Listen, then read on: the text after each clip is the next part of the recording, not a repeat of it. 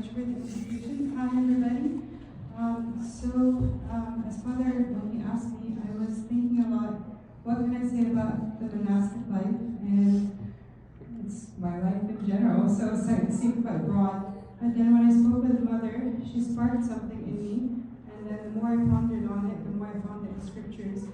And if we look at Ecclesiastes, I believe it's 3:11, we'll find a verse that says, "And he also placed eternity in their hearts." And the more we think about our early fathers and the monastics who went before us, there's always something in common, that there was this pull from the deepest desires of the heart to find the Lord. And it could be even when the person is not aware that he's searching for something. Even if you look at the example of St. Moses the Strong, if you know his story, he was a very evil man, a thug, if we would put it in our day-to-day language. But even in the midst of everything he was doing, killing and stealing, in the very depths of his heart, he was always searching for God. And in the midst of the darkness of sin, Christ was always there. Christ is always meeting us in our hell and in our Hades, just like St. Silouan attests to keep thy mind in hell and despair not. And so simply, when the heart is desiring for the Lord, and it's from that spring, from that desire, from that seed, from that eternity, can one find his calling such a monastic life.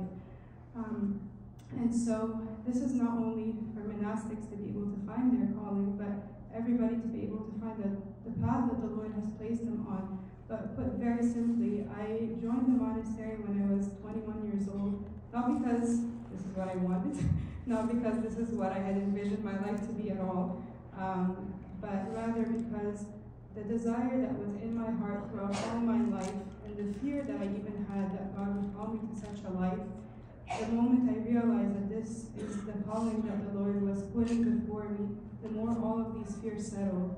It doesn't mean that there weren't challenges, it just means that the moment that this life was presented before me in a very real way, the moment that I realized that this is really the gap that the soul has been longing for, the area that the Lord wants to dwell in me in, and by it kind of lead me in my life and in my calling.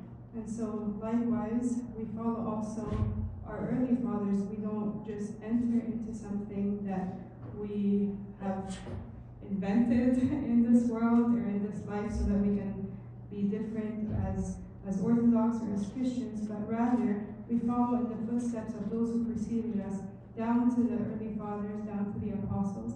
And as it says in the Song of Songs in the first chapter, that when the bride is asking, "Where do you feed your flock?" and the bridegroom responds, "Follow the footsteps of the flock and you'll find the place." And so the place where our hearts really long and desire to find, to be near the Lord, to be in his pasture, to be in his sheepfold, is always found when we follow the real and sure path of those who have gone before us, because it all roots in Christ. And since we are all rooted in Christ, we are offered always the same infilling. We are offered always to be in the image of Christ in that very same way. For us, it is presented in the monastic life, but again, for everyone, it's presented to be in the image of Christ as believers, as a bride of Christ, as his church.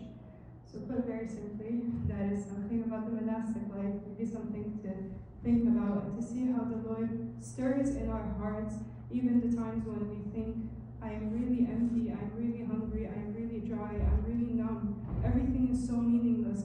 Know that in that very emptiness, that very hell, that very pit, that very darkness, that Christ is so near. Christ is very much there and is as if rejoicing and saying, I'm so ready to fill that emptiness.